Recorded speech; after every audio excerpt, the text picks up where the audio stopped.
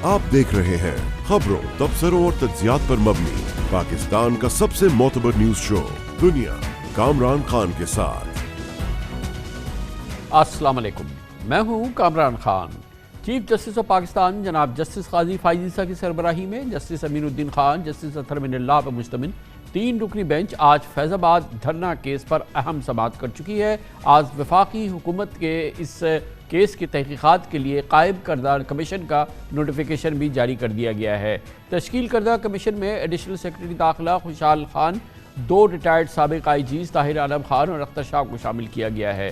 हुकूमत की जानिब से कमीशन के TORs भी जारी कर दिए गए हैं। दौरान समाअत अदालत के इस्तफसार पर अटॉर्नी जनरल ने तस्दीक की कि इंक्वायरी कमीशन साबिक वज़ीर आज़म, आर्मी चीफ और चीफ जस्टिस को बुलाकर भी तफ्तीश कर सकता है। चीफ जस्टिस ने वाज़ेह किया कि कमीशन किसी को बुलाए और वो ना गया तो उसे गिरफ्तार भी करवाया जा सकता है। आज साबिक वज़ीर दाखिला शेख रशीद अहमद ने भी अपनी नजरसानी, जबकि साबिक चेयरमैन अबसार आलम ने अपनी मुतफर्रिक दरख्वास्तें वापस ले ली। ताहम उन्होंने हुकूमती कमीशन पर अपने तहफ़्फ़ुज़ात का इजहार किया। अब केस की अगली समाअत 2 महीने बाद 22 जनवरी को होगी। आज दौरान समाअत जस्टिस अतहर मिनल्लाह ने अटॉर्नी जनरल से सवाल किया कि क्या ये कमीशन इस मामले से डील करने के काबिल है। अटॉर्नी जनरल ने अदालत को बताया कि तमाम सूबाई हुकूमतें और वफाकी हुकूमत इस कमीशन से ताउन करने की पाबंद हैं। चीफ जस्टिस ऑफ पाकिस्तान का कहना था कि ये कमीशन आंखों में धूल भी बन सकता है या एक नया ट्रेंड भी बना सकता है। साबिक चेयरमैन पैबरा अबसार आलम ने कमीशन पर तहफ़्फ़ुज़ात का इजहार करते हुए कहा कि क्या रिटायर्ड अफसरान साबिक DGISI चीफ जस्टिस या वज़ीर आज़म को बुला सकेंगे, जिस पर चीफ जस्टिस ने कहा कि कमीशन बुलाने के बावजूद ना आने पर किसी को गिरफ्तार भी करवा सकता है। आप 2 महीने बाद कमीशन का काम देख के उसके बाद जो चाहे आप कह सकते हैं। हम उम्मीद भी करते हैं कि आपके खदशात गलत साबित होंगे। अटॉर्नी जनरल ने अदालत को बताया कि TORs के मुताबिक कमीशन इस बात की तहकीकात भी करेगा कि नजरसानी दरख्वास्तें दायर करना हादसा था या किसी की हिदायत। कमीशन के TORs की तफसीलात हम आपको दिखाते हैं इस रिपोर्ट में। और जैसे कि आज सुप्रीम कोर्ट ऑफ पाकिस्तान ने तयन किया है, जनवरी में इसकी रिपोर्ट आएगी। आज साबिक वज़ीर दाखिला शेख रशीद अहमद ने नजरसानी की दरख्वास्त वापस लेते हुए अदालत को बताया कि वो कुछ गलत फहमी हो गई थी, इसलिए दरख्वास्त दायर कर दी थी। इस पर चीफ जस्टिस काजी फाइज ईसा ने बरहमी का इजहार करते हुए कहा कि ये नहीं होगा, ऊपर से हुक्म आया तो नजरसानी की दरख्वास्त दायर कर दी। सच सबको पता है, मगर सच बोलने की कोई हिम्मत नहीं करता। हम खुद अपने दुश्मन बन चुके हैं। इससे कबल इस केस में हुकूमत समेत मुल्की इंटेलिजेंस इदारे ISI, IB, election commission, PEMRA, Tehreek Insaf और MQM ने भी अपनी अपनी नजरसानी की दरख्वास्तें वापस ली थी। हमारे प्रोग्राम में मारूफ कानूनदान फैसल सिद्दीकी ने कहा कि फैज़ाबाद धरना मामले पर सुप्रीम कोर्ट के फैसले में वाज़ेह अहकामात के बावजूद कमीशन का क़याम उनके लिए हैरानकुन था। आज का अहम फैसला है। बहरहाल इस कमीशन पे इस फैसले के हवाले से और इस मामले के हवाले से, फैज़ाबाद धरने के हवाले से और इसमें जो पिनहा मुज़बिरात हैं, जो अवामिल हैं, उसके हवाले से देखना ये है कि कितनी हकीकत सामने आती है। अब इस कमीशन पे दारोमदार होगा, जैसे कि चीफ जस्टिस ऑफ पाकिस्तान जनाब जस्टिस काजी फाइज ईसा ने कहा कि ये नया ट्रेंड भी बना सकता है या आंखों में धूल भी झोंक सकता है। इस मौजू पर बात करने के लिए हमारे साथ मौजूद हैं पाकिस्तान के नामवर सीनियर सहाफ़ी अदालती उमूर जनाब हसनात मलिक। बहुत बहुत शुक्रिया हसनात मलिक साहब। ये बताइएगा कि चीफ जस्टिस ऑफ पाकिस्तान तक ने इस ऑप्शन को रद्द नहीं किया कि ये कमीशन, जैसे कि पाकिस्तान में होता रहा है, कमीशंस के मामले, कमेटीज़ के मामले, कि वो आंखों में धूल झोंकते रहे। कोई भी शायद कमीशन ऐसा नहीं है जिसका कि कोई बासर फैसला कुन नतीजा खेस उसकी तहकीकात सामने आई हो। कमीशन बनना इटसेल्फ जो है पाकिस्तान में जो है वो उसको कोई सीरियस नहीं लेता। जी बिल्कुल कमरान साहब, ये बात तो है, लेकिन चीफ जस्टिस काजी फाइज साहब बड़े होपफुल हैं और उनका यही बार बार कहना कि सच सामने आना चाहिए कि सच क्या था। तो वो सच की तलाश में हैं और ये रिपोर्ट आनी है इलेक्शन से पहले। 8 फरवरी को इलेक्शन होने हैं, तो बज़ाहिर यही है कि अगर ये इलेक्शन रिपोर्ट देखना होगा कि कैसी आती है, कौन सा फरीक इसको इस्तेमाल करता है। बज़ाहिर यही लग रहा है कि इसके बड़े फार रीचिंग इम्प्लीकेशंस होंगे और किसी क्वार्टर से भी कोई अपोजिशन नहीं है। इस कमीशन को हुकूमत को जो सुप्रीम कोर्ट कह रही है, हुकूमत उसी तरह चल रही है। बल्कि आज जस्टिस काजी फाइसा ने यह भी कहा कि TOR में मेंशन करें कि ये जो रिव्यू नज़रसानी दायर हुई ये किसी की इंस्ट्रक्शन पे हुई या नहीं, इस मामले को भी प्रोब करना है। अब ये भी TOR में शामिल होगा। तो बज़ाहिर यही लग रहा है कि हुकूमत भी जो है वो इस हवाले से कोई रुकावट नहीं है, तो जो है वो ये सुप्रीम कोर्ट भी इस पे बड़ी जो है वो उसकी तवक्कुआत हैं। लेकिन ये अलहदा बात है कि लोग सवाल कर रहे हैं कि एक जजमेंट आ चुकी है तो कमीशन क्या बनना चाहिए। रिव्यू जब वापस पिटिशनर्स ने ले लिए हैं तो सुप्रीम कोर्ट इस मामले को कैसे देख रही है, क्योंकि जस्टिस काजी फैज साहब माजी में ये बात करते रहे हैं कि क्या ये जो इम्प्लीमेंटेशन बेंच का कंसेप्ट है या नहीं, लेकिन अब जिस तरीके से सुप्रीम कोर्ट इस मामले को देख रही है इस पे कुछ वकला के कंसर्न एप्रीहेंशन हैं। लेकिन ये मामला बहुत जस्टिस काजी फैज साहब के दिल के करीब है। बज़ाहिर यही है कि क्योंकि इस फैज़ाबाद धरना की जजमेंट के बाद यही उनका आर्गूमेंट था कि उनके खिलाफ रेफरेंस फाइल हुआ। तो ये जो बड़ा कलीदी काम सौंपा गया है, जिन शख्सियात को, जिन 2 पुलिस ऑफिसर्स, एक सिविल ब्यूरोक्रेट को सौंपा गया है, इनकी अपनी कितनी पहचान है, क्या इनका इमेज है, क्या इनके हवाले से कितनी उम्मीद है कि ये एक कुछ थॉरो और कोई मीनिंगफुल इन्वेस्टिगेशन करेंगे और इसमें किसी किस्म की लगी लिपटी नहीं रखेंगे। देखिए कमर साहब, इसमें देखना होगा कि जो हमारी हुकूमत है, रियासती इदारे हैं, वो कितना कोऑपरेट करते हैं इस कमीशन के साथ। तो वो उससे अंदाज़ा चलेगा कि ये कमीशन क्या फ़ैसला करेगी। बज़ाहिर ये दो लोग इनकी एक रेपुटेशन जिस तरह एक ब्यूरोक्रेट की है उस तरह ही है, कोई ऐसे नहीं कि ये कोई बहुत बड़े इन्होंने काम किए हों। लेकिन यही लग रहा है कि हुकूमत और अदलिया दोनों की सपोर्ट है। तो फिर फ़िलहाल तो यही लग रहा है कि जो लोग भी इसमें मुलविस हैं, और जिस तरह ये TOR में शामिल कर दिया गया है कि जी ये जो रिव्यू नज़रसानी दायर हुई ये किसकी इंस्ट्रक्शन पे हुई, और फिर ये मामला कि जो अबसार आलम साहब की एलिगेशन है जिस पे आज जस्टिस अतर मिनल्ला ने भी कहा कि ये बड़े सीरियस एलिगेशन है, और इस पे अबसार आलम साहब भी तैयार हैं कि मुझे बेशक क्रॉस एग्जामिन किया जाए, मैं जो सच है वो बोलूँगा और बताऊँगा कमीशन को।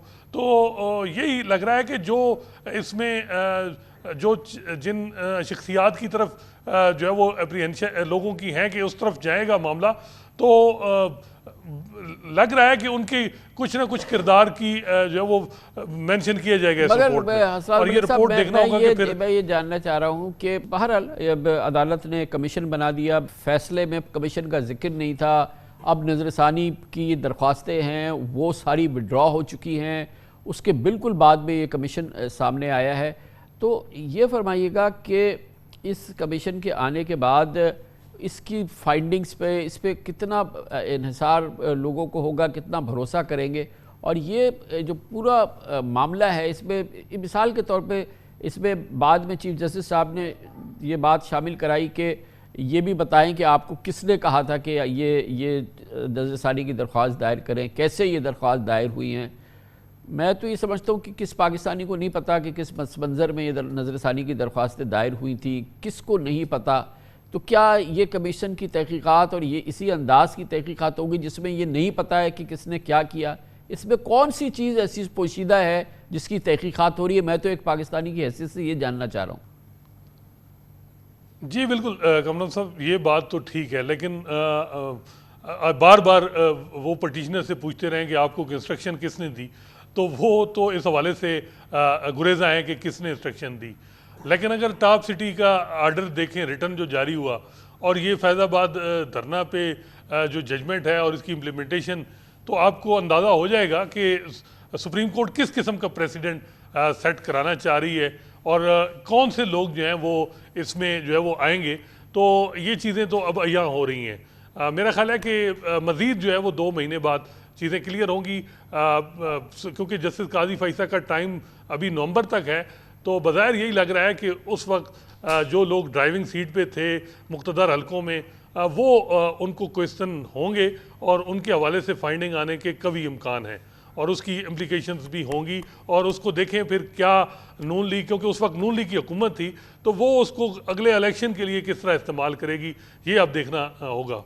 ज़रूर, बहुत बहुत शुक्रिया, बहुत शुक्रिया। उस्ताद मलिक साहब हमारे साथ मौजूद थे। कमर्शियल ब्रेक, उसके बाद जिक्र करेंगे।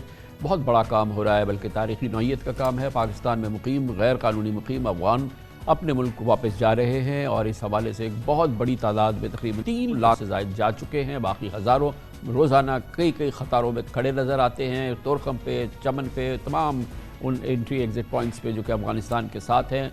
और इस तरह से एक बहुत बड़ा काफिला है, एक बहुत बड़ा सफ़र है तवील अरसे तक गैर कानूनी तौर पे मुकीम अफगान बाशिंदों के अपने घरों को लौटने का। इसकी बात करते हैं छोटे से वक्फे के बाद।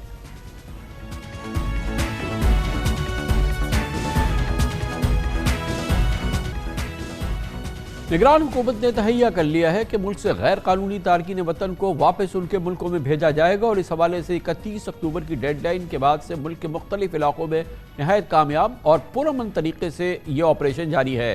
गैर कानूनी तौर पर आबाद गैर मुल्कियों में 90% तादाद अफगानिस्तान से आए हुए अफराद की है, जो अब रोज़ाना की बुनियाद पर खैबर पख्तूनख्वा में तोरखम और बलूचिस्तान में चमन बॉर्डर से अफगानिस्तान लौट रहे हैं। बताया जा रहा है कि अब तक 3 लाख के करीब अफगान बाशिंदे पाकिस्तान छोड़ चुके हैं, जिनके पास किसी किस्म का कोई जवाज़ या कानूनी दस्तावेजात नहीं थी पाकिस्तान में रहने के लिए। इत्तलात के मुताबिक गैर कानूनी मुकीम अफगान शहरियों के खिलाफ क्रैकडाउन के बाद से हर रोज़ तकरीबन 15,000 अफगानी सरहद पार करते हैं। नादरा और दीगर इदारों के ताउन से गैर मुल्कियों की जो डॉक्यूमेंट उनकी वेरिफिकेशन की जा रही है। हुक्काम के मुताबिक सिक्योरिटी इदारों ने पहले ही मैचिंग और जियो फेंसिंग करके मशकूक अफराद की निशानदेही कर ली है। अब तमाम अफराद ऐसे हैं जिनके पास वैलिड वीज़ा या कानूनी दस्तावेजात नहीं हैं, उन्हें हिरासत में लिया जा रहा है, डिटेंशन सेंटर में भेजा जाता है और वहाँ से उनको अफगानिस्तान रवाना कर दिया जाता है। पाकिस्तान का मौक़िफ़ है कि गैर कानूनी तौर पर मुकीम गैर मुल्कियों के खिलाफ कार्रवाई आलमी क़वानीन के ऐन मुताबिक है। पिछले हफ्ते निगरान वज़ीर आज़म अनवारुल हक काकड़ ने एक प्रेस कॉन्फ्रेंस में कहा कि पाकिस्तान में दहशत गर्दी और मुजरमाना सरगर्मियों का ताल्लुक गैर कानूनी मुकीम अफगान तारीक वतन से है। उन्होंने वाशगाफ अल्फाज में कहा कि अफगानिस्तान का इस हवाले से रद्द-ए-अमल है, वो गैर जिम्मेदाराना है और धमकी आमेज़ है। गुज़िश्ता रोज़ अफगानिस्तान के अबूर वज़ीर तिजारत ने इस्लामाबाद में निगरान वज़ीर ख़ारजा जनाब जलील अब्बास जिलानी से मुलाकात की। मुलाकात के दौरान महाजरीन की जायदादों की अफगानिस्तान वापसी और उससे जुड़े मसाइल पर भी गुफ्तगू हुई। तर्जुमान दफ्तर ख़ारजा की जानिब से जारी बयान के मुताबिक अफगान वज़ीर तिजारत को बताया गया कि इलाकाई तिजारत और राब्ताकारी के भरपूर मौक़े दहशत गर्दी के खिलाफ मुश्तरका कार्रवाइयों से ही मुयस्सर आ सकते हैं। अक़वाम मुत्तहिदा के मुताबिक आज भी 13 लाख अफगान महाजरीन पाकिस्तान में मुकीम हैं, जिनके पास कानूनी दस्तावेज़ात मौजूद हैं, जबकि कम अज़ कम 9 लाख अफगान महाजरीन ऐसे हैं जिनके पास कोई डॉक्यूमेंट नहीं है। इनसे तकरीबन 3 लाख वो हैं जो अगस्त 2021 में अफगानिस्तान में तालिबान की हुकूमत के क़याम के बाद अफगानिस्तान छोड़ के भागे थे और पाकिस्तान दाखिल हो गए थे। अब इस जारी ऑपरेशन पे, जो कि यकीनन एक बहुत ही मायने खेज़ और पाकिस्तान की तारीख के लिहाज से एक बहुत अहम और बहुत ही इसके स्ट्रेटिजिक सिक्योरिटी इम्प्लिकेशन हैं, ये ऑपरेशन जारी है। इस पर बात करते हैं। हमारे साथ मौजूद हैं जनाब इफ्तिखार फिरदौस, सीनियर सहाफ़ी हैं, पेशावर में हमारे साथ हैं। इफ्तिखार फिरदौस साहब, ये बताइएगा कि यकीनन इस पूरे ऑपरेशन पे अफ़गान हुकूमत का एक रद्दअमल हमने देखा है, फिर हमने दहशत गर्दी के वाक़यात देखे हैं, लेकिन ऑन ग्राउंड जहाँ जहाँ से ये अफ़गान गैर कानूनी मुकीम जो गैर कानूनी अफ़गान हैं वो जा रहे हैं या उनको इस हवाले से मोटिवेट किया जा रहा है या उनको वहाँ से निकाला जा रहा है या उनको गैर कानूनी दस्तावेज़ात की वजह से या दस्तावेज़ात ना होने की वजह से डिटेंशन सेंटर में भेजा रहा है, ग्राउंड पे हमने देखा है कि ये ऑपरेशन स्मूथ है और पुरअमन तरीके से मुसलसल जारी है, लोगों का इनकला है। और जैसे कि हम देख रहे हैं कि अब तक तकरीबन 3 लाख लोग जा चुके हैं और ज़मीन पे हमने कहीं ये कोई तशद्दुद या कोई जारहाना कोई एक्शन या कोई इस किस्म की चीज़ नहीं देखी। ये ऑपरेशन ओवरऑल एक पुरअमन ऑपरेशन है। जी कामरान साहब, जो इनिशियल एक रिएक्शन आया था अफ़गान हुकूमत की तरफ से भी और इंटरनल पाकिस्तान में भी कुछ आवाज़ें उठी थी कि इस तरह का इनखिला जो है वो नहीं होना चाहिए, वो आवाज़ें भी अब काफ़ी थम गई हैं ऑलमोस्ट। और जो ग्राउंड की ऑपरेशंस है जिसकी तरफ आपने इशारा किया है, मैं 2 बॉर्डर्स जो है वो देख के आया हूँ। ऑपरेशंस काफ़ी स्मूथ हैं और ये तासुर भी कि ये सिर्फ अफ़गानों के ख़िलाफ़ है ये ऑपरेशन, ये भी गलत है, क्योंकि अगर आज के हम स्टैटिस्टिक्स भी देख लें, आज भी उसमें तकरीबन 3 नाइजीरियन और 1 चीनी बाशिंदा है, जिसके लिए गवर्नमेंट जो है वो अपने बतौर पर टिकट्स ख़रीद कर उनको जो है वो डिपोर्ट कर रहे हैं, क्योंकि उनकी फ़ाइनेंशियल सिचुएशन ऐसी नहीं है और उनका वीज़ा भी एक्सपायर जो है वो हो चुका है। लेकिन इसके बरक्स एक इम्पॉर्टेंट डेवलपमेंट जिसमें हम देखते हैं कि फ़ॉरेन ऑफिस ने स्टेटमेंट भी दी और अफ़गान उमूर ख़ारजा की तरफ से भी जो है उनके साथ जो है वो बातचीत जो है वो बैकग्राउंड में होती रही। जो स्टेटमेंट्स आ रही थी अफ़गानिस्तान की हुकूमत से जो ऑलमोस्ट थ्रेटनिंग थी, वो भी ऑलमोस्ट जो है वो थम गई है। जैसे आपने कहा तकरीबन 3 लाख से बेशतर अफ़गान मुहाजिरीन जो है वो वापस चले गए। जो जियो टैगिंग का आपने जिक्र किया, अगर हम खैबर पुख्तूनख्वा के ही सिर्फ मिसाल जो है वो ले लें, जो ऑलमोस्ट 3 लाख का फिगर जो है वो दिया गया था, जिसमें 50% जो है वो केपी में है, उसमें तकरीबन 26,000 जो है आज की तारीख में ऑलमोस्ट रह गए। और ये वॉलंटरी रिपैट्रिएशन है, यानी डेडलाइन दी गई है। अभी तक हमने कोई पकड़ दकड़ नहीं की या किसी को जेल में डालते हुए नहीं देखा। मावरा उन अफराद के जो पहले से जेल में थे या 14 फॉरेन एक्ट या किसी जुर्म के सिलसिले में जेल में थे, उनको डिटेंशन सेंटर से निकाल कर जो है वो भेजा जा रहा है। जिस तरह तरतीबवार ये प्रोसेस है उसके बारे में मैं आपको बताता चलूँ कि इसमें दिन मुख्तस किए गए हैं कि पंजाब से एविक्शन कितनी हो रही है, उसमें इस्लामाबाद से और उसमें केपी से कितनी है। हफ्ते के दो दिन जो है एक जानिब तो ये हो रहा है, दूसरी जानिब हमें रियासती डिटर्मिनेशन नज़र आ रही है, जो कि ज़ाहिर है पाकिस्तान में फौजदान रहता है इस किस्म की डिटर्मिनेशन का, कि ये जिस दिन से ये ऐलान हुआ है उस दिन से ये ऑपरेशन जारी है, लोगों का इनकला जारी है, स्मूथ तरीके से बहरहाल लोगों को उनके अपने घरों को वापस भेजा जा रहा है। दूसरी जानिब अफगानिस्तान को भी, जैसा कि भी हमने देखा कि उनके ट्रेड मिनिस्टर यहाँ पर आए हुए थे, डेप्यूटी ट्रेड मिनिस्टर, तो उनको भी बताया गया कि पाकिस्तान और अफगानिस्तान के जो तिजारती ताल्लुकात हैं, जो कि कम्युनिकेशन के ताल्लुकात हैं, ये तमाम बातें इस बात पर निसार करती हैं कि आपके मुल्क में हमारे ख़िलाफ़ दहशत गर्दी की कोई तैयारी ना हो, उसके कोई असरात हमें नज़र ना आए। अब ये हमने लिंक कर दिया है अपने तमाम ट्रेड रिलेशंस को और तमाम इस किस्म के बाहमी ताल्लुकात को अफगानिस्तान के साथ, कि वहाँ पर दहशत गर्दी को रोकना होगा।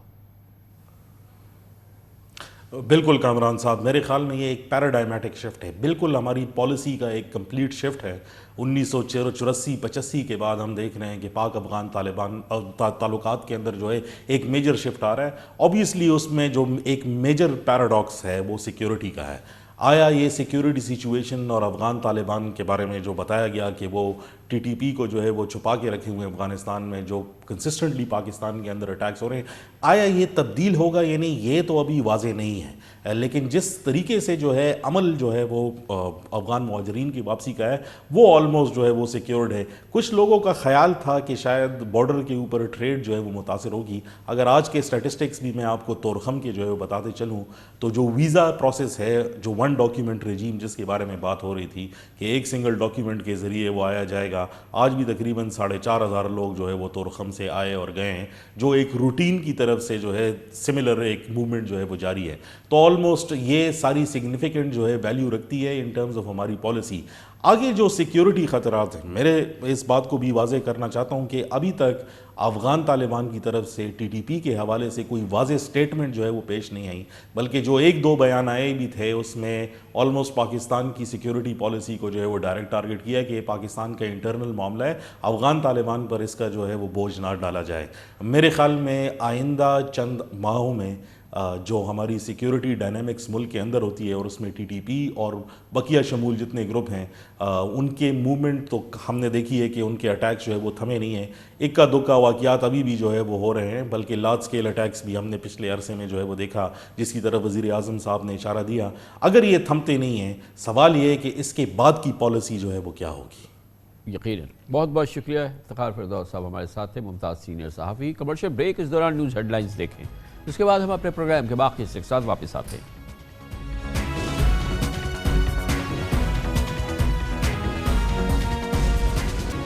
आप देख रहे हैं खबरों, तबसरों और तज्जियात पर मबनी पाकिस्तान का सबसे मोतबर न्यूज शो दुनिया, कामरान खान के साथ। इसमें कोई शक नहीं, पाकिस्तान में पीटीआई की अदम मौजूदगी में इन दिनों नून लीग की सियासत का जादू सर चढ़कर बोल रहा है। बज़ाहिर एक जरदारी सब पे भारी वाला नारा कमज़ोर पड़ गया है। अगर ये कहा जाए तो गलत ना होगा कि इक़्तिदार की सियासत में शायद जरदारी साहब के साथ हाथ हो गया है। वफाक और सिंध में निगरान हुकूमत बनने से पहले लग रहा था कि पीपल्स पार्टी सूबे सिंध से बाहर भी इलेक्शन में कोई बड़ा सरप्राइज देगी। खास तौर पर इस साल के आगाज़ में पीपल्स पार्टी के पंजाब, बलूचिस्तान, KPK और की दूसरी पार्टियों के सियासतदानों के राब्ते उरूज पे थे।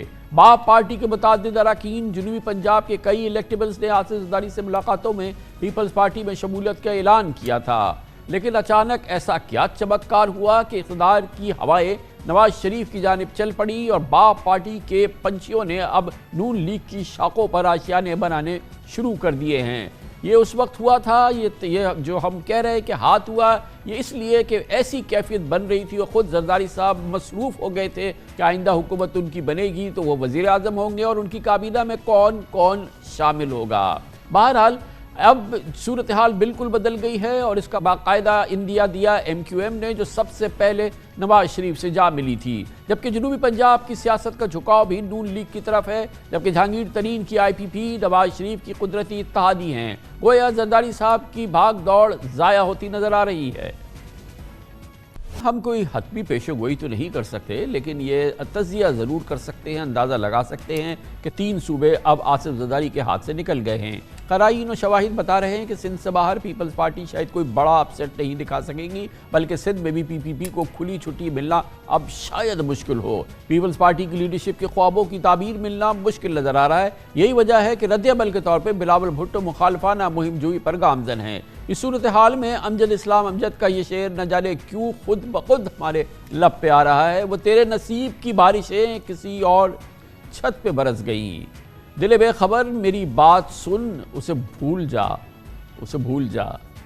कल आज कोयटा में दर्जनों बलोच रहनुमाओं ने कतार दर कतार नवाज शरीफ की छतरी तले आने का अहद किया। इनमें बेशतर वो है जो आसिफ जरदारी को भी आसरा दे चुके थे। गोया बलूचिस्तान में हुकूमत बनाने और जियाला वज़ीर आला लाले से मुताल्लिक़ पीपल्स पार्टी के सारे दावे ढेर होते नजर आ रहे हैं। असल MQM और बाप पार्टी जैसी जमातों के साथ नून लीग की एडजस्टमेंट मुस्तक़बिल के मंजरनामे की खुद ब खुद गैर एलानिया अक्कासी कर रही है। इलेक्शन की बिसात के अहम पत्ते इस वक्त नवाज शरीफ की मुट्ठी में है, या कम अज़ कम उनके करीब कर दिए गए हैं। जनूबी पंजाब के ज़्यादातर इलेक्टेबल्स की सियासी मंजिल जहांगीर खान तरीन के इस्तेकाम पाकिस्तान पार्टी है और लग रहा है कि IPP नून लीग की इत्तेहादी बनेगी। मौलाना फजलुर रहमान की JUI, महमूद खान अचकज़ई की पश्तून मिल्ली अवामी पार्टी और मरहूम हासिल बजिंजो की नेशनल पार्टी के साथ नून लीग की हुकूमती शराकत दारी तो अशरों पर मुहित है। कहा जा रहा है कि परवेज़ खटक की पार्टी भी नून लीग के साथ चलने को राजी है, लेकिन पीपल्स पार्टी के साथ देने को तैयार नहीं। जबकि चौधरी शुजात की काफ लीग पहले ही PTI से अपने रिश्ते ख़त्म कर चुकी है, शहबाज हुकूमत की इत्तेहादी रह चुकी है और कहा जा रहा है कि सिंध में GDA और नून लीग के इत्तेहाद का ऐलान अब सिर्फ रस्मी कार्रवाई रह गई है, जो नवाज शरीफ के जल्द मुमकिना दौरे सिंध के मौके पर देखी जाएगी। इंतखाबी सियासत में नून लीग के मुतहर्रिक किरदार की वजह से कल से बिलावल भुट्टो इंतखाबी मुहिम में खैबर पख्तूनख्वा के शहरों के दौरे करेंगे, जबकि 30 नवंबर को पीपल्स पार्टी अपना यौम तासीस का मरकजी जलसा कोयटा में करने जा रही है। इस पूरी सूरत हाल में अहम सवाल यह है कि आखिर वो कौन से अवामिल थे जिनकी वजह से गेम पलट गई और इक़्तिदार की सियासत में जरदारी साहब के साथ लगा के हाथ हो गया है। अंदाज़ा लगाने की कोशिश करते हैं और अब पेश मंज़र और पस मंज़र का जायज़ा लेते हैं। हमारे साथ पाकिस्तान के 2 मुमताज़ तरीन न्यूज़ जर्नलिस्ट, सीनियर तरीन सहाफ़ी एडिटर्स जनाब मुजीबुर रहमान शाह, जाहिद हुसैन मौजूद हैं। बहुत बहुत शुक्रिया आप हजरात का। शाबी साहब, पहले तो ये फरमाइएगा कि क्या आप इस बात के कुछ की तस्दीक करेंगे कि अब से सिर्फ चंद माह पहले तक, कम अज़ कम 3-4 महीने पहले तक बिल्कुल ऐसा लग रहा था कि हवा जो है वो पीपल्स पार्टी के साथ चल रही है।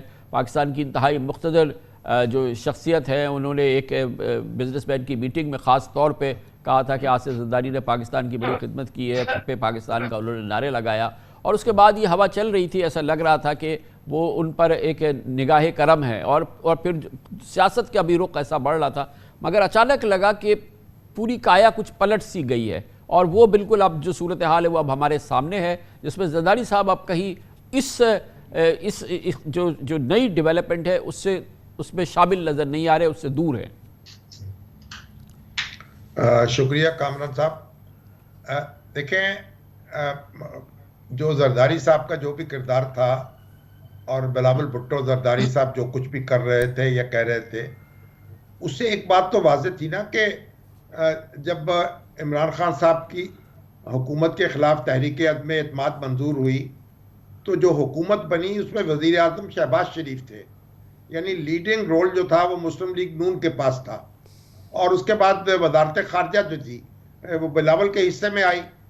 तो ये बात तो मेरा ख्याल उस वक्त भी तस्लीम कर ली थी पीपल्स पार्टी ने कि मुस्लिम लीग नून का रोल जो है वो लीडिंग होगा, यानी PTI की हुकूमत को गिराने में भी और नई हुकूमत को कायम करने में भी। तो मेरा ख्याल है कि अब उसी का तसलसल हमें नज़र आ रहा है अगर ये कोई समझ बैठे थे जरदारी साहब या कोई बाज हल्के के बिलावल भुट्टो जो है ये आने वाला इंतखाब उनका होगा, तो मेरा ख्याल ये तो कोई अच्छा अंदाज़ा नहीं था।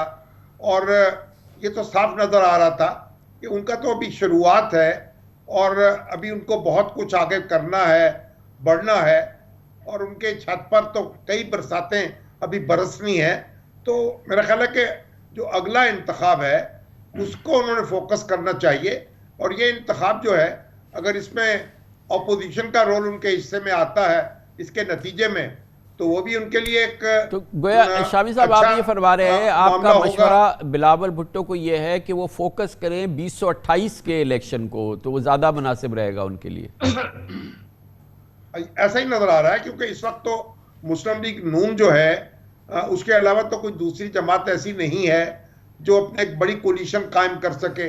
और नवाज शरीफ साहब के पास ये सलाहियत भी है और इस वक्त लोग उनको तस्लीम भी कर रहे हैं और उनके गिर्द जमा भी हो रहे हैं। और इस वक्त इमरान खान साहब ने तो अपनी लुटिया डबो दी। अगर वो क्रिकेट के मैदान में कुछ उन्होंने डुबो दी, कुछ हालात डुबो दी, कुछ बहुत सारी चीजों ने मिलकर डुबो दी। अब देखें ना, उन्होंने तो अपना एक मामला अपने आप को मुश्किल में डाल लिया। अब भी उनको गौर करना होगा कि वो किस तरीके से वापस आएंगे ग्राउंड में और किस तरह से आप क्रिकेट खेल सकेंगे। जाहिद साहब से भी पूछ लेते हैं। जाहिद हुसैन साहब आप फरमाइएगा कि ये अब आया हो रहा है कि आइंदा इलेक्शन में जैसा कि पीपल्स पार्टी का किरदार हो गया है या उसकी जो इन्फ्लुएंस रह गया है या जो उसका क्लाउट रह गया मुल्क की सियासत में, वो फिर एक बार फिर अर्बन माफ़ कीजिएगा रूरल सिंध तक महदूद है।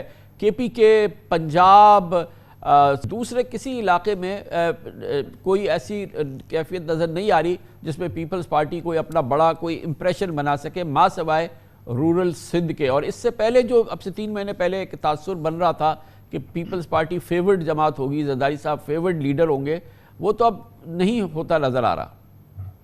देखिए कामरान, तो पाकिस्तान की एक सियासत की हकीकत है कि जिसको कहते हैं कि इक़्तिदार का सरचश्मा पंजाब है। और यही बात ये कि पंजाब में जिसकी अक्सरियत होगी या नज़र आ रही है तो वही जो है इक़्तिदार में भी आता है।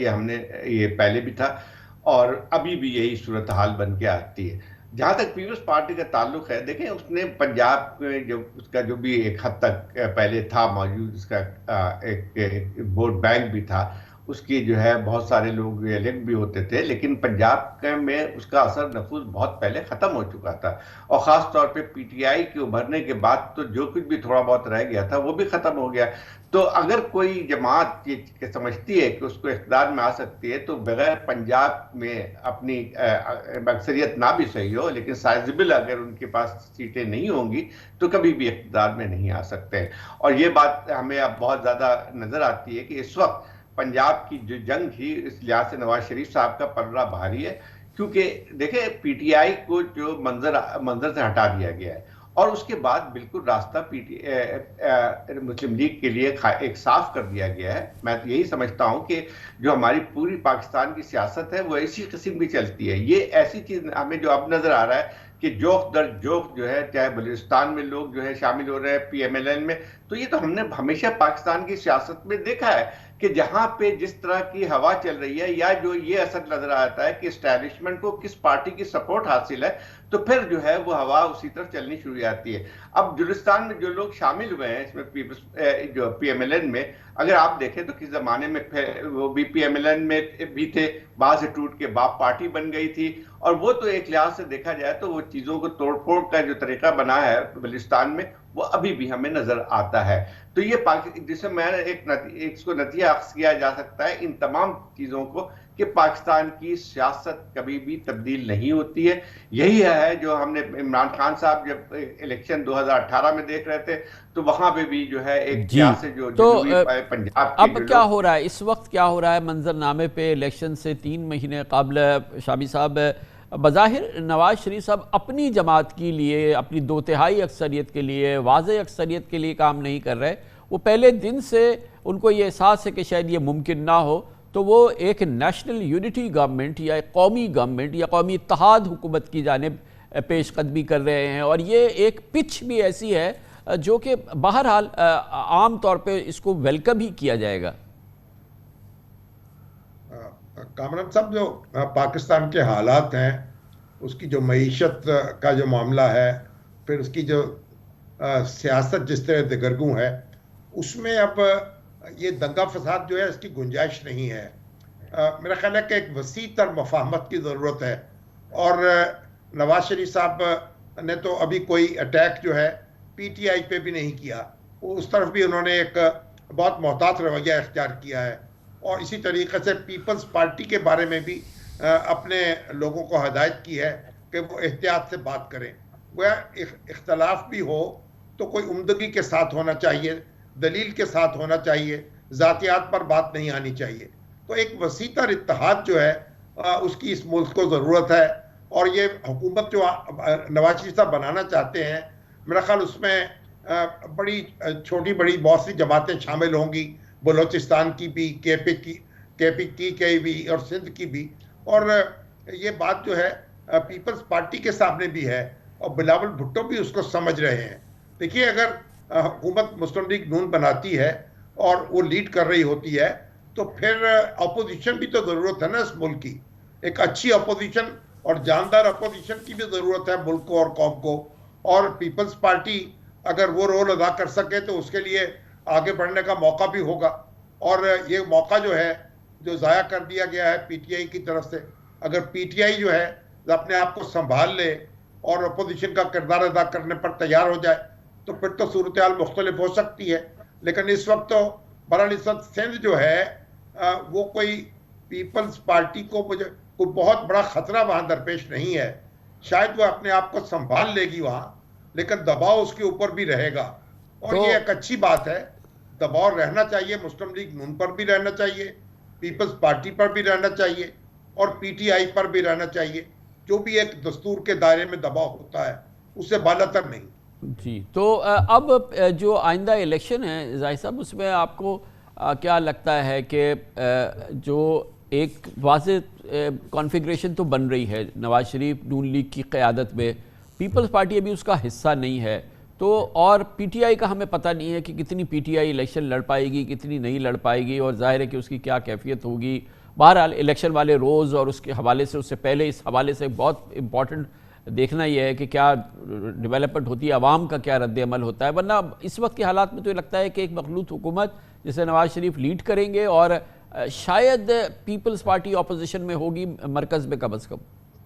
देखिए कामरान, ये इस बात से कोई इनकार नहीं कर सकता है कि जो पाकिस्तान के जो हालात हैं, जितने हमारे मसाइल मौजूद हैं, चाहे फसादियात के हवाले से या एक्सटर्नल जो हमारे सूरत हाल है या आपकी जो है इंटरनल जो सिक्योरिटी के मसाइल हैं, उसमें ज़रूरत इस बात की थी कि मुल्क के अंदर कोई इस किस्म की जो है मुफाहमत होनी चाहिए जिसमें कि इलेक्शन के नताइज के ज़रिए आप एक जमहूरी तब्दीली ला सकते हैं। और यही एक तरीका होता है स्टेबिलिटी लाने का। लेकिन जो जिस तरह से अब हालात इलेक्शन हो रहे हैं कामरान, उसके मुझे जो लगता है खदशात जो मुझे लगते हैं कि चाहे ठीक है पीएमएलएन शायद जीत जाएगी, लेकिन उससे इस्तेहकाम नहीं होगा। उसकी एक वजह भी है, देखें हमें भी नजर आता है कि पीटीआई के साथ क्या हुआ, पहले के और सियासी जमातों के साथ यही होता रहा है। 30 साल की सियासत अगर आप देखें तो यही होता रहा है कि एक जमात को हटा के दूसरी जमात को लाया गया है। और मैं समझता हूं कि वो पाकिस्तान में जो गैर इस्तेहकाम रही है सूरत हाल या जमहूरियत की एक हद तक कमजोरी रही है, वो यही रही है। अब आप देखें कि पीटीआई से बहुत आपको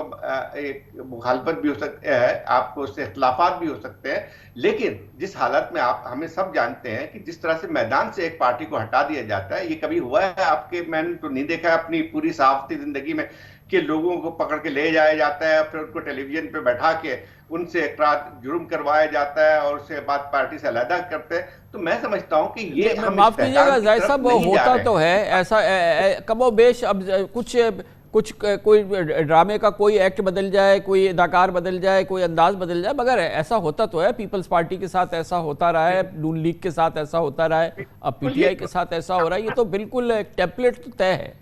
बिल्कुल सही बात है आपने। और पाकिस्तान में वही बात मैं कह रहा हूं कि ये जो एक खेल खेला जाता है, उसी वजह से हमारे यहाँ मुल्क में जमहूरियत सही तौर पे निभट नहीं सकी है। चाहे वो पीपल्स पार्टी के साथ, आप बिल्कुल सही कह रहे हैं कि पीपल्स पार्टी के साथ भी हुआ, पीएमएलएन के साथ भी हुआ और अब पीटीआई के साथ हो रहा। और ज्यादा उसमें हो रहा है। तो आप मुझे बताइए कि जो है, जो हमारे सियासतदान है, नवाज शरीफ साहब के साथ 2 दफा 3 दफा उनको भी इस तरह के हालात का सामना करना पड़ा, तो उनको तो कम से कम समझना चाहिए कि जो है वो अगर यही हालात रहते हैं, यही गेम दूसरी पार्टी के साथ होता है, तो फिर ये आइंदा चल के इनके लिए भी खतरात हो सकते हैं। इस चीज को खत्म करना चाहिए। जी, तो शामी साहब, आपको क्या लगता है, ये जो तजुर्बात है पीपल्स पार्टी के, बहुत ही तल्ख तजुर्बा है, फिर नून लीग का, नवाज शरीफ साहब का बहुत तल्ख तजुर्बा है, फिर पीटीआई का हम ऐनी शाहिद हैं, उसका बड़ा तल्ख तजुर्बा है, तो हमारे सियासतदानों ने सबक सीख लिया कि सही चलना, सीधे रास्ते पे चलना, और एक 5 साल पाकिस्तान में पहली बार एक मुंतखब वज़ीर आज़म रह सके, क्या उसका रास्ता समझ में आ गया? इलेक्शन 2023 एक ऐसे वज़ीर आज़म को जन्म देगा जो इलेक्शन 2028 तक अल्लाह ताला ने अगर उसको ज़िंदगी दी तो वो वज़ीर आज़म रहे। क्या पाकिस्तान ये मौजज़ा कभी देख सकता है? देखें खान साहब, ये बात तो मुस्लिम लीग नून की समझ में भी आ चुकी है और पीपल्स पार्टी की समझ में भी आ चुकी है, और ये मुस्लिम लीग नून ने भी और पीपल्स पार्टी ने भी बड़ी मुश्किलात का सामना किया है और अपने लिए रास्ता बनाया है। दस्तूर के दायरे के अंदर रहकर पार्लिमानी सियासत के कवायद और जवाबत के मुताबिक अपना खेल खेला है, और एमक्यूएम जो है वो भी एक बड़े बहरान से गुजरी है, उसमें उसकी अपनी भी बहुत सारी खताएं शामिल थीं, फिर उसके साथ जो कुछ हुआ, मगर उसने भी अपने आप को संभाला है। तो अब पीटीआई के साथ जो हुआ है, पीटीआई ने अपने आप को संभाल नहीं पा रही। पीटीआई जो है उसने अदारों के साथ टकराव की और तसादम की जो पॉलिसी इख्तियार की, वो आज तक मुल्क में देखने में नहीं आई। तो पीटीआई के साथ तो एक बड़ा मुख्तलिफ मामला है। तो पीटीआई को अपने आप को संभालना होगा और कवायद और जवाबत के मुताबिक खेल खेलना होगा। उसमें फिर नशेब व फराज जो भी हैं आते रहते हैं, आज नशेब है, कल फराज भी देख लेगी। लेकिन अगर आप उन कवायद का ख्याल नहीं करेंगे, उन जवाबत का ख्याल नहीं करेंगे और आप एक फ्री स्टाइल कुश्ती जो खेलेंगे, तो उससे काम नहीं चलेगा। और ये जो हमें भी ये बात समझनी चाहिए कि सियासी जमातों को ये नुक्ता अर्ज करते रहें कि भाई आप अपने खेल के आदाब का ख्याल रखें, दस्तूर के दायरे में रहें, तसादम की पॉलिसी इख्तियार न करें और मुल्क में एक वसीतर मुफाहमत का माहौल तो पैदा पाकिस्तान में सियासी और जमहूरी मुस्लिम लीग नून की जरूरत है, पीपल्स पार्टी की भी जरूरत है और उसी तरीके से पीटीआई की भी जरूरत है। पीटीआई को भी इसका इदराक करना चाहिए। तो जाहिद साहब, पाकिस्तान में इकोनॉमिक, डेमोक्रेटिक और सस्टेन्ड सिस्टम के लिए जो उसका ज़ामिन है वो एक फ़ाल हाइब्रिड निज़ाम ही है। अगर एक हाइब्रिड निज़ाम जिसमें के इस्टेब्लिशमेंट और मुंतखब हुकूमत मिलजुल के चलेगी, बिल्कुल बाहम शीर व शकर चलेगी, तो फिर पाकिस्तान में स्टेबिलिटी आएगी, निज़ाम में, जमहूरियत में। वो उसी के बग़ैर ये मुमकिन नहीं है, और यही शायद इस बात की ज़ामिन है कि पाकिस्तान में एक मुंतखब वज़ीर आज़म 5 साल तक वज़ीर आज़म रहे और उसकी हुकूमत को और उसको झंझोड़ा ना जाए या उठा के बाहर फेंक ना दिया जाए। देखिए कामरान, मैं समझता हूं कि हमारे यहाँ जो सबसे बड़ी खराबी रही है पूरे एक निज़ाम में, वो ये हाइब्रिड या कह ले, जो भी जो इंस्टीट्यूशंस हैं वो अपने दायरा-कार से हट के जब आप काम करते हैं तो उसमें एक लिहाज से जो है आपका सिस्टम कमज़ोर होता है, और यही हम पाकिस्तान में देखते रहे। तो आप मुझे बताइए कि जितने भी वज़ीर आज़म रहे, ये तो अब मशहूर वाक़या हो गया है कि 3 साल से ज़्यादा कोई यहाँ पे रहता नहीं है, तो कौन हटाता है उसको? आप जमहूरी तरीके से नहीं हटते हैं सारे वज़ीर आज़म। नवाज शरीफ साहब को जो है वो जमहूरी तरीके से नहीं हटाया गया था, या उससे पहले बेनज़ीर साहबा को जो मुख्तलिफ तरीके से हटाया गया था वो जमहूरी तरीके से नहीं हटाया गया था। बात यह है कि ठीक है, आपको जरूरत होती है कि एस्टैब्लिशमेंट हुकूमत के साथ मिलकर काम करे, लेकिन एक और बात भी है कि एस्टैब्लिशमेंट को इस बात की इजाजत नहीं दी जा सकती है कि वो हावी हो और ये डिसाइड कर सके कि किस के सियासी कदम क्या होगा। बात यह है कि जब आप पार्लियामेंट बनाते हैं, जब आप इलेक्शन करते हैं, आप उसका मकसद ये होता है कि उन जमहूरी इदारों को मजबूत करें, उनको आगे बढ़ाएं, ना कि जो है ये देखें कि हम जो है किसी दूसरी तरफ देखें। लेकिन ये है तो बड़ी बहुत ही आप आइडियल गुफ्तगू कर रहे हैं, मगर शामी साहब हम तो खाक हो जाएंगे ना उनको खबर होने तक कि ऐसा हो जाए। जैसे कि जाहिद साहब ने कहा कि इस्टेब्लिशमेंट को इजाज़त नहीं दी जा सकती, क्या इजाज़त मांगी है किसी ने किसी से? अहले सियासत को भी समझना चाहिए ना कि शमा हर रंग में जलती है शहर होने तक। देखिए, जब तक तमाम अहले सियासत के वसी तर मफाहमत नहीं करेंगे और ये तय नहीं करेंगे कि वो को एस्टेब्लिशमेंट के साथ मिलकर एक दूसरे का रास्ता खोटा करते रहेंगे, तो फिर मामला ऐसे ही रहेगा कि हमें सबक हासिल करना है और ये एस्टेब्लिशमेंट को भी सबक हासिल करना है। मुल्क को हम आगे नहीं बढ़ा सकेंगे, मुल्क पीछे जा रहा है और हम एक धंसते जा रहे हैं जमीन के अंदर और हमारे पास ज्यादा मोहलत नहीं है। हमें ये लल्ले तल्ले जो हैं इनको खत्म करना होगा और ये हर एक की जिम्मेदारी है कि वो इस नुक्ते को समझे और इस पर अमल करे। बहुत बहुत शुक्रिया मोहतरम मुजीबुर रहमान शामी। जनाब जाहिद हुसैन हमारे साथ मौजूद थे। कमर्शियल ब्रेक, उसके बाद जिक्र करेंगे 15 साल सिंध में पीपल्स पार्टी की तसलसल से हुकूमत रही है और इसमें हमें कहने में कोई शक नहीं है, ये प्रोग्राम गवाह है, हमारी सहाफ़त गवाह है कि इस दौरान अनगिनत गज़ब करप्शन की अजब कहानियों ने जन्म लिया। करप्शन का एक ऐसा निज़ाम चलता रहा जिसकी कोई मिसाल, कोई नज़ीर नहीं मिल सकती और एक सिस्टम था जो कि चल रहा था। लेकिन अभी एक बहुत ही तकलीफ़ दह सूरत हाल है। ऐसा लगता है कि गो के निगरान हुकूमत है मगर एक जद्दोजहद है कि सिस्टम चलता रहे।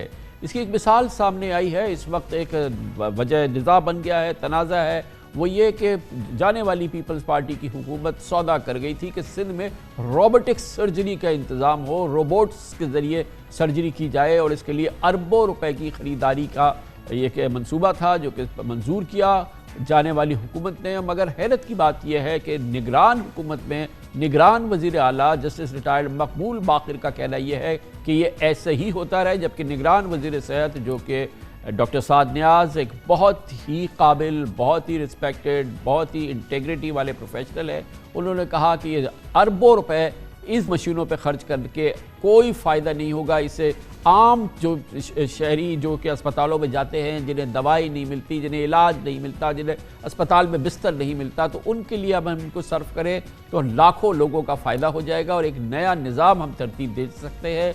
मगर इस पर एक जद्दोजहद जारी है और इस हवाले से अब एक नया एलिमेंट आया है। पीपल्स पार्टी के चेयरपर्सन जनाब बिलावल भुट्टो जरदारी ने कहा है, बड़ी तारीफ़ की है जस्टिस मकबूल बाक़िर की कि वो रोबोटिक सर्जरी को आगे बढ़ा रहे हैं, उसका तहफ़्फ़ुज़ कर रहे हैं और उन्होंने डॉक्टर साद नियाज़ को कहा है कि अभी 2 महीने की निगरान हुकूमत है, आपके किरदार को मैं भूलूंगा नहीं, जिसे बाज़ लोग समझते हैं कि एक वार्निंग है, तंबी है या शायद धमकी है। इस पर बात करते हैं छोटे से वक्फे के बाद।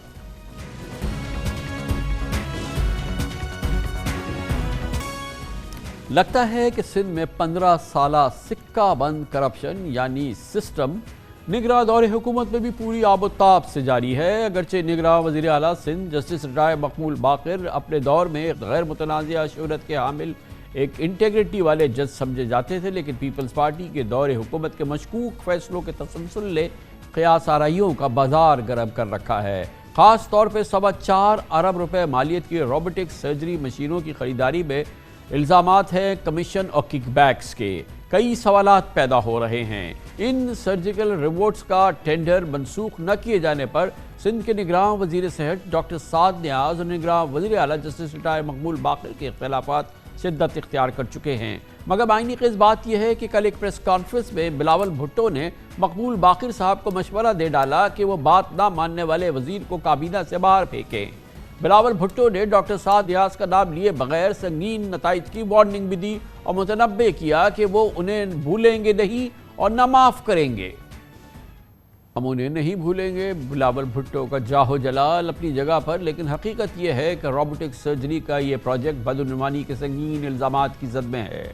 डॉक्टर्स और पैरामेडिक्स की तंजीमें इस गोरख धंधे के खिलाफ सरापा एहतजाज है। डॉक्टर्स का कहना है कि सिंध और खुसूसन कराची तक के सरकारी हॉस्पिटल में मरीजों के लिए पैनाडोल तक की मैसर नहीं है, दवाएं नहीं है, अस्पताल में बिस्तर नहीं है, सर्जिकल आलात मरीजों से मंगवाए जाते हैं। हुकूमत अरबों रुपए के रोबोट्स की मशकूक खरीदारी कर रही है।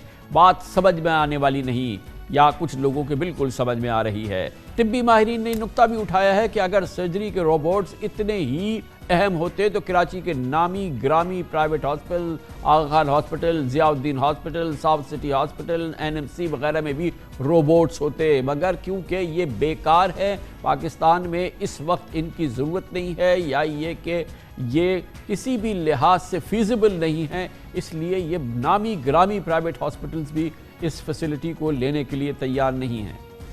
गुजारिश आज निगरान वज़ीर आला पंजाब मोहसिन नकवी के साथ जिना हॉस्पिटल के दौरे के मौके पर निगरान वज़ीर आला सिंध जस्टिस रिटायर्ड महमूद बाक़िर ने कहा कि हम साबका हुकूमत के मंसूबे नहीं रोक सकते, अगर ऐसा किया तो ये आईन और कानून की खिलाफ वर्जी होगी। महमूद बाक़िर साहब ने आज गैर मामूली तौर पर यह भी कहा कि अगर ज़रूरत पड़ी तो नए टेंडर्स के ज़रिए चीन से रोबोट्स मंगवाए जाएंगे। लेकिन जज साहब को अच्छी तरह से मालूम है कि बहरहाल कानून और आइन ये भी कहता है कि ईमानदारी के सौदे हों, सिस्टम का तसलसल ना हो, सिस्टम से मामलात ना चलें, शफाफ ख़रीदारी हो, मेरिट पे ख़रीदारी हो, ज़रूरत हो तो ख़रीदारी हो, प्रोक्योरमेंट उस चीज़ की हो जिसकी ज़रूरत है और best cost to benefit ratio हो, टैक्स पेयर्स के पैसे हैं उनको ईमानदारी से खर्च किया जाए। निगरान दौरे हुकूमत में पीपल्स पार्टी के सिस्टम के तहत किए गए फैसलों की इज्जत व तकरीम और पासदारी की वजह से मकबूल बाक़िर साहब बिलावल भुट्टो की आंख के तारे बन चुके हैं। कल उन्होंने एक जानिब डॉक्टर साद न्याज़ को तंबीह की तो साथ ही जस्टिस मकबूल बाक़िर की तारीफ़ों के पुल बांध दिए। ये सर्जरी करने वाले रोबोट्स की खरीदारी का तक़ज़िया यकीनन जामे तहक़ीक़ का मुतक़ाज़ी है। क़ब्ल अज़ वक़्त कहना महज इल्ज़ाम ही होगा, ताहम ये सवाल अपनी जगह बरकरार है कि जब सरकारी हॉस्पिटल्स में अद्वियात बुनियादी सहूलतों का इस कदर शदीद फुक़दान है तो अरबों रुपए की रोबोटिक मशीनें ख़रीदने का क्या जवाज़ है। सूरत हाल में बात करते हैं, इस वक्त शदीद दबाव में हैं निगरान वज़ीर सेहत सिंध डॉक्टर साद न्याज़, जिनके बारे में हमने आपको बताया कि एक मुअज़्ज़िज़ और इंटेग्रिटी वाले एक हार्ड कोर प्रोफेशनल की पहचान है डॉक्टर साद न्याज़ की। शुक्रिया डॉक्टर साहब। ये बताइएगा कि यकीनन आपके लिए, आपकी फ़ैमिली के लिए एक तशवीश होगी किसी अंदाज़ की कि जब बिलावल भुट्टो कहें कि हम आपको नहीं भूलेंगे, आपको हम याद रखेंगे, हम माफ़ नहीं करेंगे, तो ये काफ़ी स्ट्रॉन्ग स्टेटमेंट है। बिस्मिल्लाहिर्रहमानिर्रहीम। सबसे पहले शुक्रिया कामरान साहब, आपने मुझे मौका दिया। लास्ट वेंसडे से मैंने अपने आप को बिल्कुल प्रेस से दूर रखा हुआ था, इसलिए कि एक ये मेरे हिसाब से एक ऐसा इशू था जो कि जिसका ताल्लुक़ मेरी नज़र में अवाम की बेहतरी से था। वो क्या चीज़ है जिससे अवाम को ज़्यादा फ़ायदा पहुंच सकता है। मैं रोबोटिक सर्जरी के ख़िलाफ़ नहीं हूँ, लेकिन रोबोटिक सर्जरी के लिए क्या पाकिस्तान और ख़ुसूसन हम सिंध में अभी इस वक्त मुतहम्मिल हो सकते हैं इसको करने के लिए, ये है मेरा सवाल। दूसरा ये कि SIUT में ऑलरेडी 4 रोबोट्स काम कर रहे हैं और रोबोटिक सर्जरी वहाँ पे हो रही है, तो मैं नहीं समझता कि बाकी इदारों में भी, जिना अस्पताल में भी एक रोबोट मौजूद है, गम्बट हॉस्पिटल में भी एक रोबोट मौजूद है। तो फ़िलहाल मैं समझता हूँ कि ये पैसे, और ये कोई छोटा अमाउंट नहीं है, 4 अरब रुपए के तकरीबन बनते, इनको हम देखें कामरान साहब, इसमें समझने की ज़रूरत है। यहाँ पे एक तो टेक्निकल बहस है जिसमें मैं आपको बता सकता हूँ कि पाकिस्तान के जितने top surgeons, gynaecologist, urologist, majority जो है ना वो बड़े क्लियर है इस बात पे। इंग्लैंड में, अमेरिका में रहने वाले पाकिस्तानी जो टॉप हैं उनका भी यही ख्याल है। तो मैं कोई अपने से फ़ैसला नहीं कर रहा, ना ही मेरा ज़ाती कोई मामला है। मैं 17 साल से हुकूमत सिंध के लिए फ्री में काम कर रहा हूँ। एक इंस्टीट्यूट हमने बनाया है जिसको हुकूमत सिंध ने बहुत सपोर्ट भी किया और उसके ऊपर बड़ा प्राइड भी लिया, और वहाँ पे भी मैं बग़ैर किसी मुआवजे के काम कर रहा हूँ अल्हम्दुलिल्लाह। सो मुझे किसी को बताने की ज़रूरत नहीं है कि इसमें मेरा कोई पर्सनल इंटरेस्ट है।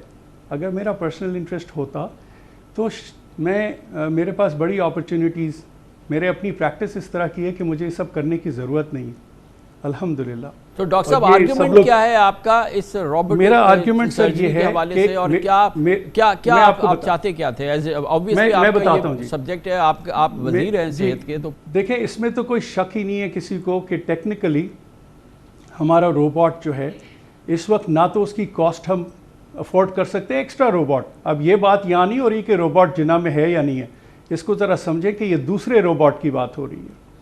हैदराबाद ने ऑलरेडी कह दिया कि हमें रोबोट नहीं चाहिए, उसकी बदले उन्होंने हमें दूसरी चीज़ों के लिए लिस्ट भेज दी है, जिसको हमने कहा आप ज़रूर इस पर अपना पैसा खर्च कर लेंगे, आपका पैसा है, इसी तरह जिना अस्पताल को भी बता दिया गया था कि आप देख लें, इस पैसे को अगर मेरे हिसाब से अगर आप अपनी इमरजेंसी में इस्तेमाल कर लें तो इस वक्त एक महीने में इमरजेंसी में 1 लाख आदमियों का इलाज होता है, साल के 12 लाख लोग होंगे। इसके बरक्स रोबोट से आप हर केस में $1500 खर्च करने के अलावा सिर्फ 300 से 400 लोगों को एक बहुत ही लिमिटेड फ़ायदा पहुंचा सकेंगे। ये तो है टेक्निकल बहस। मसला है कि कानूनी तौर से सही है या गलत। मेरा व्यू ये है कि हमने एक फ़ैसला किया है जो हम समझते हैं अवाम की बेहतरी के लिए है। इसमें किसी की अना और किसी से कोई आर्ग्यूमेंट का मामला नहीं है। अगर वो लोग समझते हैं जिन्होंने ये रोबोट लेना है, वो ये समझते हैं कि हमारा ये फ़ैसला सही नहीं है, उनके पास अदालत में जाने की गुंजाइश है। अदालत में वो चले जाएं और इसको फ़ैसला पता चल जाएगा। अगर हम गलत हैं तो कोई मसला नहीं, हम अपने फ़ैसले को वापस ले लेंगे। लेकिन मैं ये समझता हूँ, और मेरी कुछ वकला से भी बात हुई है, सीनियर वकला से, कि इसमें बहुत ग्रे एरिया है। जैसे आपने कहा कि क्या हम एक ऐसी चीज़ पे पैसा खर्च करें जिससे किसी और चीज़ पे खर्च करने से आवाम को ज़्यादा फ़ायदा पहुँचेगा। ये है बहस ही। और मेरा ये कहना है कि जब हमारे पास अभी लैप्रोस्कोपिक सर्जरी की पूरी तरह से फैसिलिटीज़ हर जगह पब्लिक सेक्टर में मौजूद नहीं है, जब हमारे पास अस्पतालों में वो कंडीशन नहीं है जो होनी चाहिए, उस वक्त ये क्या बेहतर नहीं होगा कि हम इस पैसे को बेहतर तरीके से उन्हीं अस्पतालों में इस्तेमाल करें? ये है सवाल जी। और इसमें ऐसी कोई गैर कानूनी चीज़ नहीं है। अगर नेक्स्ट गवर्नमेंट जब आएगी वो इसको सही समझेगी तो उसकी मर्ज़ी है, वो इसको कर देगी। जब मेरे सामने ये चीज़ रखी गई तो मेरे ज़मीर ने ये गवारा नहीं किया कि हम इस चीज़ पे पैसे लगाएं। इतनी सी बात। मगर ये बताइएगा कि आपको क्या ये एडवाइस भी थी या लॉ डिपार्टमेंट से आपने पूछा? क्योंकि जज साहब जो हैं वो कह रहे हैं कि आईनी कानूनी तौर पे हम इस सौदे को बदल ही नहीं सकते, हम इसको पलट ही नहीं सकते, हमें आगे जाना होगा। जिस पे मेरा यही सवाल था कि अगर चाहे वो गैर कानूनी तौर पे ख़रीदी जाए, चाहे कॉस्ट टू बेनिफिट रेशियो ना हो, चाहे वो उसमें किकबैक्स के इल्ज़ामात हो, चाहे वो ज़रूरत हो ना हो, उसके बावजूद क्या आईन और कानून इसको तहफ़्फ़ुज़ फराहम करता है इस सौदे को? आपने क्या कुछ इस सिलसिले में बाकायदा कानूनी राय ली थी? आपको बताया गया था? जी बिल्कुल कानूनी राय ली है। मैंने बहुत ही नहीं सकते कि अब आपको ये जो रोबोट्स है ये ख़रीदने ही हैं, चाहे 4 अरब के हों चाहे 8 अरब के हों। जी मैं आपको बता दूं जी, कानूनी राय इसकी है कि कॉन्स्टिट्यूशन इस पे मुझे बताया गया क्वाइट है, और मैं बहुत टॉप सीनियर लॉयर्स की बात कर रहा हूँ। उन्होंने कहा ये 230 जो इलेक्शन का जो कमीशन का रूल है उसमें इस जगह पे ये ग्रे है, ठीक है। तो जब कोई चीज़ ग्रे होती है तो उसमें आपके पास गुंजाइश होती है। यहाँ सवाल ये है कि कौन सी चीज़ से आवाम को ज़्यादा फ़ायदा पहुँचेगा। मैं समझता हूँ, अभी आपने कहा कि बिलावल भुट्टो साहब ने कुछ कमेंट दिया था, मैं समझता हूँ अभी उनको पूरी तरह से सारी डिटेल्स पता नहीं है शायद, कि हमने आवाम को नुकसान पहुँचाने के लिए ये चीज़ नहीं कर रहे, हम ज़्यादा लोगों को फ़ायदा पहुँचाने की बात कर रहे हैं, जो मैं समझता हूँ कि उनकी पार्टी का भी मंशूर है और उनकी फैमिली भी यही करती रही। तो अगर आवाम को फ़ायदा पहुँचाना है तो जो हम कह रहे हैं, जो सारे डॉक्टर्स की, सारी एसोसिएशंस की, सारे स्पेशलिस्ट की आवाज़ है, उसको मेरे हिसाब से सुन लेना चाहिए। और आगे जाके जब 1 साल बाद इनके रोबोट इस्तेमाल हो जाएं, इनकी क्वालिटी सर्जरी होने लग जाए, तो आप इनको एक रोबोट दोबारा दिला दीजिएगा।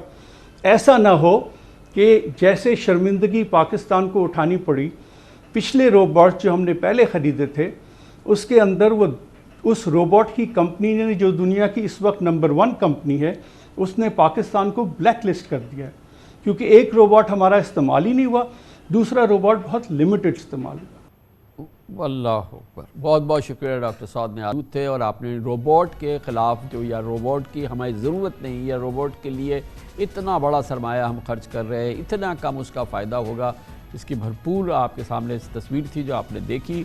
और बहरहाल हुकूमत सिंध का, पाकिस्तान पीपल्स पार्टी की 15 साल हुकूमत का ख्याल यह है कि तसलसल जारी रहना चाहिए उसी निज़ाम का जो कि 15 साल चलता रहा है। खबर शब्रेक, उसके बाद जिक्र करेंगे। पाकिस्तान के लिए अच्छी खबर है, जैसे तवक्को की जा रही थी। IMF की जानिब से बाकायदा कह दिया गया है कि पाकिस्तान ने तसल्ली करा दी है, अब IMF का रिव्यू कंप्लीट, कामयाब अब हो गया है, और आइंदा चंद हफ्तों के अंदर पाकिस्तान को अगली किस्त जो $70 करोड़ की होगी वो IMF से मिल जाएगी। इसके बारे में तफसील से बात करते हैं छोटे से वक्फे के बाद।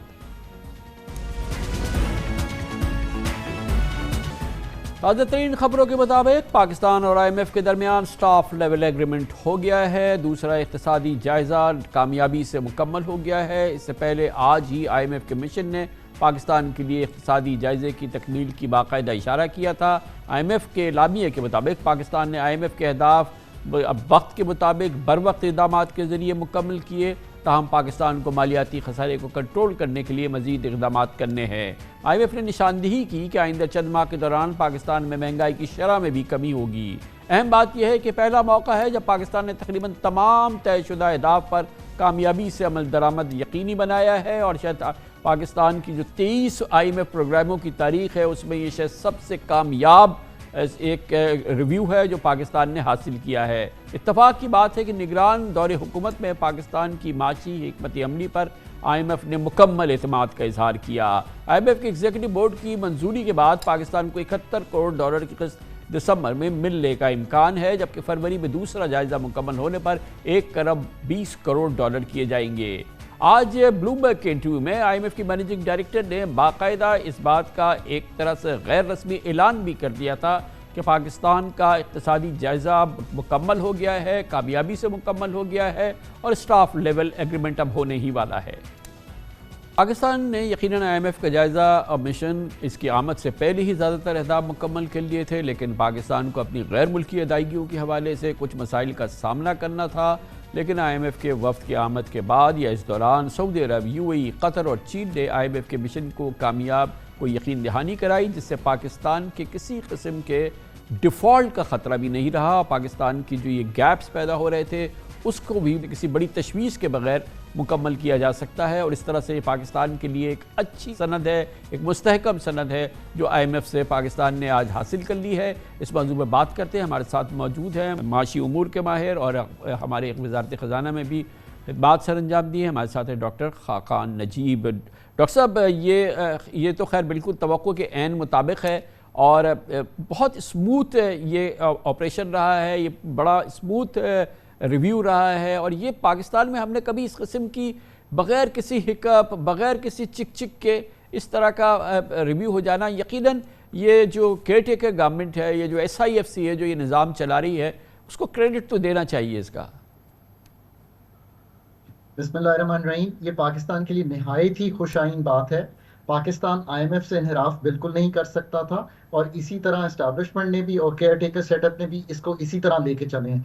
इससे ज़्यादा खुशाइन बात यह है कि उन्होंने आपके बहुत से जो मेजर्स हैं उनको सराहा है। यहाँ तक कि अगर आप उनकी रिलीज पढ़ें तो उन्होंने कहा है जो आपने रेगुलेटरी मेजर्स लिए, जो आपने रुपए की कदर को मुस्तहकम करने के लिए मेजर्स लिए, वो भी अच्छे हैं। उन्होंने ये भी कहा है कि पाकिस्तान में एक नेसेंट रिकवरी दिखाई दे रही है। अगर आप हाई फ्रीक्वेंसी इंडिकेटर्स को देखें तो कामरान साहब की बात ठीक है, LSM ने भी पहले जब 3 माह का डेटा आ गया है ज़रा सी रिकवरी दिखाई है, एग्रीकल्चर ने भी थोड़ी सी रिकवरी दिखाई है। इसके साथ साथ हमने जो अपने फिस्कल को संभाला, एक्सपेंडिचर्स को कम करके और टैक्स की 1977 को बीट करके सितंबर 30 के, इन सब चीज़ों ने इस बात को तकवीत दी है। उन्होंने ये भी कहा है कि 9.3 मिलियन फैमिलीज पे जो स्टाइपेंड है वो बढ़ा हुआ होना चाहिए और एनुअल इन्फ्लेशन एडजस्टमेंट स्टाइपेंड की लगनी चाहिए सो दैट हम उनका ध्यान रख सकें। इनकम सपोर्ट प्रोग्राम का ये एक बहुत बड़ा जुज़ है कि हम सपोर्ट कर सकते हैं उन लोगों को और IMF, वर्ल्ड बैंक सब इसको एक अच्छा प्रोग्राम समझते हैं, करप्शन फ्री समझते हैं और आगे बढ़ने वाला समझते हैं। एनर्जी पे उन्होंने कहा है कि ज़रूर गैस की कीमतें बढ़ाना और इलेक्ट्रिसिटी की in line with the programme है और ये मुश्किल थी इस वक्त।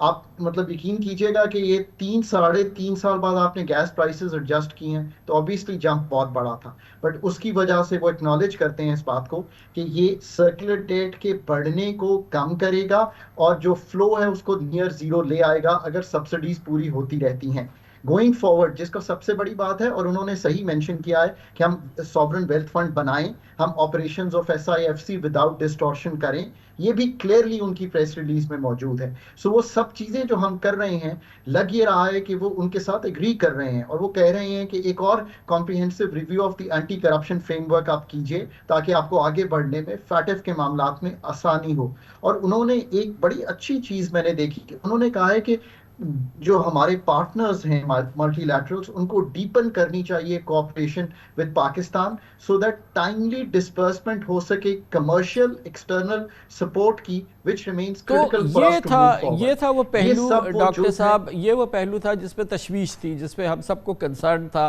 कि ये कैसे मसला हल होगा। और जाहिर है कि ये IMF की भी बड़ी ज़बरदस्त इसकी ज़रूरत थी, रिक्वायरमेंट थी, वो कि हम समझते थे कि IMF की मौजूदगी इस बात की ज़ामिन है कि इसमें कोई बहुत ही सीरियस मसला नहीं होगा। मगर बहरहाल ये भी बहुत बहसने खूबी अंजाम पाया है। और ये किस तरह से IMF की सेटिस्फेक्शन हुई है?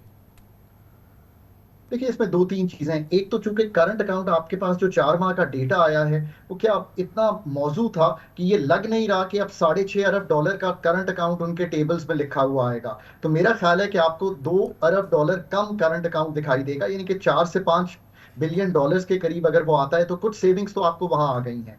कुछ सेविंग्स आपको इस तरीके से भी आएंगी कि पाकिस्तान ने जो फंड्स अब इन्वेस्टमेंट के थ्रू लाने हैं उनकी भी एक उम्मीद बंधी है। आपको मालूम है कि रेको डेक पे बात आगे बढ़ी है और हमारी जो एक वैल्यूएशन आनी थी वो भी आ गई है। सो कुछ आप नॉन डेट क्रिएटिंग फ्लोज भी बढ़ाएंगे।